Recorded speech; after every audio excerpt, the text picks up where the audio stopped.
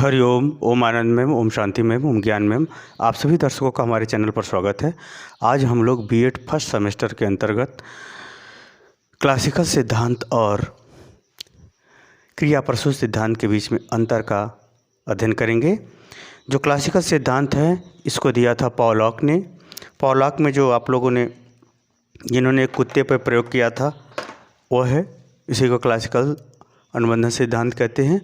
और स्किनर ने जो चूहे पर प्रयोग किया था उस पर आधारित उनका सिद्धांत है, जिसमें उन्होंने जो है अधिगमकर्ता के स्वतंत्रता के साथ स्वयं रूप से आत्म प्रेरित होकर के सीखने पर ज़्यादा बल दिया था।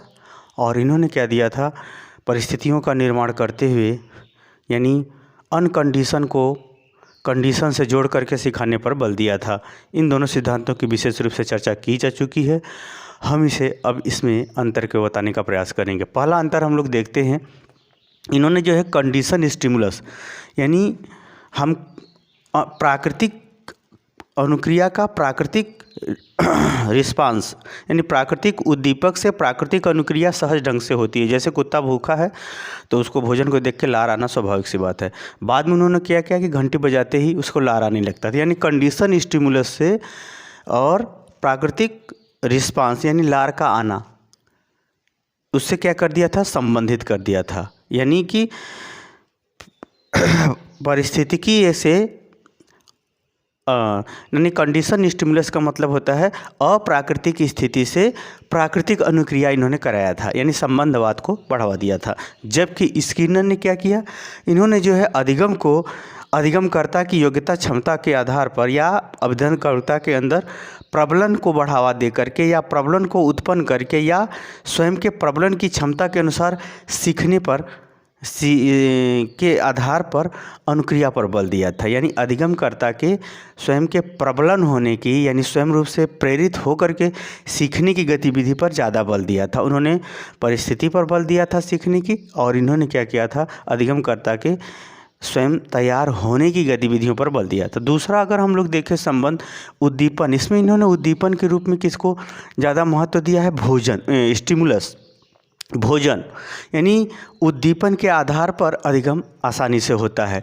और जबकि स्किनर ने क्या बताया कि जो अधिगम है वह अधिगमकर्ता के स्वयं से तैयार होने की क्षमता पर, स्वयं से तैयार या मानसिक रूप से तैयार होने की गतिविधि पर निर्भर करता है, अधिक निर्भर करता है। हालांकि उसमें भी भोजन प्राप्त होता है, लेकिन वह सीखने की जो गति होती है, जो सीखने की जो स्वरूप होता है, वह अधिगमकर्ता की व्यक्तिगत रूप से या व्यक्तिगत रूप से तैयार होने की क्षमता पर निर्भर करता है। इस पर बल दिया था स्किनर ने, जबकि पॉलॉक ने किस पर बल दिया था, भोजन पर ज़्यादा बल दिया था। तीसरा अगर हम देखें तो प्रत्यक्ष संबंध, इन्होंने जो है इन्होंने किस प्रत्यक्ष संबंध पर ज़्यादा बल दिया था। प्रत्यक्ष संबंध का ये तात्पर्य ये है कि जैसे अनकंडीशन जो स्टिमुलस थे, अनकंडीशन स्टिमुलस से अनकंडीशन रिस्पांस मिलता है, तो कंडीशन स्टिमुलस से भी अनकंडीशन रिस्पांस मिलता है। इन्होंने इस पर बल दिया था। ये दोनों में कैसा संबंध होता है, प्रत्यक्ष संबंध।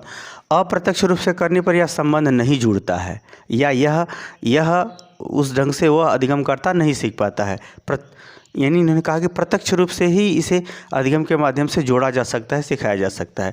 वहीं अगर हम बात करें स्किनर की बात करें तो स्किनर जो है अधिगमकर्ता के स्वयं अधिगमकर्ता को ज़्यादा महत्व देते हुए स्वयं से सीखने पर ज़्यादा बल दिया है। प्रत्यक्ष संबंध पर है, प्रत्यक्ष संबंध उनमें भी, लेकिन उन्होंने अधिगमकर्ता को ज़्यादा प्रीफर किया है, प्रत्यक्ष संबंध को कम प्रीफर किया है। और ये अगर हम बात करें अनुक्रिया के पूर्व, यानी अनुक्रिया के पूर्व यानी जो इसमें जो स्टिमुलस होता है, यानी जो भोजन है, अनुक्रिया यानी जो भोजन को देख करके लार आता है, तो ये जो लार आया इसके पहले क्या किया हमने, अनुक्रिया के पूर्व स्टिमुलस को प्रस्तुत किया। यानी अनुक्रिया के पूर्व हमने स्टिमुलस को प्रस्तुत किया, तब लार आया। और जबकि स्किनर ने क्या किया था कि जो चूहे को भोजन मिलता था वह अनुक्रिया के बाद मिलता था, यानी स्टिमुलस इसमें लास्ट में था और इसमें स्टिमुलस जो है अनुक्रिया के पूर्व में था। क्योंकि जब पिंजड़े में वो चोंच मारता है तब भोजन आता है, चूहा जब पंजा लीवर पर मारता है तब भोजन आता है। यानी यहाँ पर जो है अनुक्रिया के पूर्व स्टिमुलस है और यहाँ अनुक्रिया के बाद में स्टिमुलस है या उद्दीपक है। यह है चौथा अंतर। पांचवा अंतर हम देखें तो यह यस्सार संबंध पर आधारित है, यानी स्टिमुलस के अनुसार क्रिया होती है। और यह इनका जो संबंध है जो स्किनर का, वह जो है यस आर में तो संबंध है, लेकिन इस यस आर के संबंध का स्वरूप प्रबलन पर निर्भर करता है, यानी अधिगमकर्ता की भी उसमें भूमिका होती है, अधिगमकर्ता की व्यक्तिगत योग्यता क्षमता की भी भूमिका होती है। इसलिए यस, प्रबलन और आर, इन तीनों का संबंध स्किनर के सिद्धांत में है। अगर वही आगे बात करें तो इन्होंने पॉलॉक ने बात किया है, समय के महत्व को दिया है कि यदि स्टिमुलस और रिस्पांस में कम से कम 5 सेकंड, अधिक से अधिक 5 सेकंड का अंतर होना चाहिए, तब वह सीख पाता है, या ऐसा इन्होंने निर्देश किया है। लेकिन इन्होंने जो है समय का कोई निर्धारण नहीं किया है।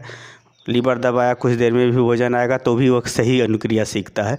इन्होंने जो है स्किनर ने अपने सिद्धांत में दिया, जबकि इन्होंने 5 सेकंड, अधिक से अधिक 5 सेकंड का इन्होंने कहा था कि स्टिमुलस और अनुक्रिया के बीच में कितना अंतर होना चाहिए, कम से कम 5 सेकंड का अंतर होना चाहिए। अधिक से अधिक 5 सेकंड का अंतर। इन्होंने समय पर कोई विशेष महत्व नहीं दिया है, कहा कि समय का इसमें कोई भी नहीं है, क्योंकि जो है अधिगमकर्ता जो है वह स्वयं की अपनी योग्यता क्षमता के अनुसार से किसी चीज़ को सीखता है। और इसमें जो सीखी हुई चीज़ है अस्थायी ज़्यादा होती है। बाद में ये किया गया कि घंटी बजाने पर कुछ दिन तो लार आया, फिर घंटी बजाने के बाद भोजन नहीं दिया गया तो लार भी आना क्या हुआ, बंद हुआ। ये इसमें जो सीखा हुआ चीज़ है वह परिस्थिति के अनुसार है, यानी परिस्थिति मेंटेन है तो ठीक है, परिस्थिति हट गया तो वो सीखा हुआ चीज़ भूल जाता है, यानी अस्थायी। इसमें सीखा हुआ चीज़ क्या होता है, अस्थायी होता है। जबकि इन्होंने क्या किया कि अस्थायी होता है, जबकि स्किनर ने क्या किया, स्किनर ने कहा कि इसमें जो सीखी हुई चीज़ होती है अपेक्षाकृत जो है अधिगमकर्ता को महत्व दिया, अपेक्षाकृत अस्थायी होता है। इनकी तुलना में इस परिस्थिति में व्यक्ति क्या करता है, या अधिगमकर्ता क्या है, ज़्यादा दिनों तक सीखा रहता है, क्योंकि इसमें जो है पहले अनुक्रिया है, बाद में उद्दीपन है इसमें, इसलिए यह अपेक्षाकृत ज़्यादा दिनों तक अस्थायी रूप से सीखी हुई चीज़ बनी रहती है। दोनों सिद्धांत आप पढ़े होंगे तो निश्चित रूप से आप ध्यान दिए होंगे तो आप निश्चित रूप से ये अंतर समझ जाएंगे। इसमें क्या किया गया है, अधिगमकर्ता को जो है उपेक्षा की गई है, कंडीशन को, स्थिति को ज़्यादा महत्व दिया गया है। इसमें क्या है, अधिगमकर्ता का ज़्यादा महत्व दिया गया है। स्किनर ने अधिगमकर्ता की योग्यता क्षमता उसको ज़्यादा महत्व दिया है। अगला अंतर हम देखें स्वतंत्रता कम। इसमें जो है पूरी कंडीशन में जो है अधिगमकर्ता को बात दिया जाता है, यानी इसमें अधिगमकर्ता की व्यक्तिगत योग्यता क्षमता इत्यादि की स्वतंत्रता नहीं प्रदान की गई है। जबकि स्किनर ने अधिगमकर्ता को अधिक स्वतंत्रता प्रदान करते हुए अधिगम करने पर बल देता है। अधिगम कराने पर क्या होता है, बल देता है। आगे देखें तो इन्होंने अभ्यास के माध्यम से अधिगम कराने पर बल दिया है, जबकि स्किनर ने अधिगमकर्ता को चेतना, यानी वो जितना ही सचेष्ट होगा, जितना ही तैयार होगा, जितना ही तत्पर होगा, उतना ही अधिगम जल्दी होगा। इन्होंने चेतना पर बल दिया है। बुद्धि का यहाँ नहीं तात्पर्य, यहाँ जो है चेतना का तात्पर्य है कि उस परिस्थिति में वो अधिगमकर्ता कितना आत्मरूप से प्रबलित है, आत्मरूप से तैयार है, आत्मरूप से भाग लेना चाहता है, आत्मरूप से इच्छा प्रकट करता है। इस पे बात है, यहाँ बुद्धि की बात नहीं है। बुद्धि का तो सूझ का सिद्धांत में हम लोग पढ़ेंगे। तो इन्होंने कहा कि ये पॉलॉक ने अभ्यास पर बल दिया था, इन्होंने चेतना पर बल दिया था। इन्होंने एक बात की है एकाकी पक्ष पर बल दिया, यानी अधिगम करता है वह धनात्मक अनुक्रिया करे, यानी गलत अनुक्रिया ना करके क्या करे, धनात्मक अनुक्रिया करे, यानी सीखने की सही दिशा में चले। इस पर जो है इन्होंने परिस्थिति प्रदान करते हुए सीखने पर बल दिया है। जबकि स्किनर ने अपने सिद्धांत में दोनों पक्षों पर बल दिया, धनात्मक प्रबलन और ऋणात्मक प्रबलन। धनात्मक प्रबलन का मतलब होता है सही अनुक्रिया को सही दिशा में ले चले, और ऋणात्मक प्रबलन का तात्पर्य होता है कि गलत अनुक्रिया को जानबूझ करके घटाना भी अधिगम का ही रूप होता है। इन्होंने यह भी अधिगम है और यह भी अधिगम है। सही अनुक्रिया को बढ़ाता है तो भी अधिगम है, गलत अनुक्रिया को जानबूझ के घटाता है तो भी अधिगम है। इन दोनों पहलुओं पर वह बल देते हैं, कौन, स्किनर। और जबकि इन्होंने क्या किया, मात्र धनात्मक पक्ष पर ही बल दिया कि सही अनुक्रिया को सीखने पर ही बल दिया है। इस प्रकार से इन दोनों में मूलभूत अंतर था। लगभग 11 मूलभूत अंतर मैंने बता दिया। मुझे उम्मीद है कि मेरा जरा बताए हुए आप समझ गए तो कमेंट बॉक्स में ज़रूर बताइए। साथ ही मेरे चैनल को लाइक शेयर सब्सक्राइब भी कीजिए। हरिओम।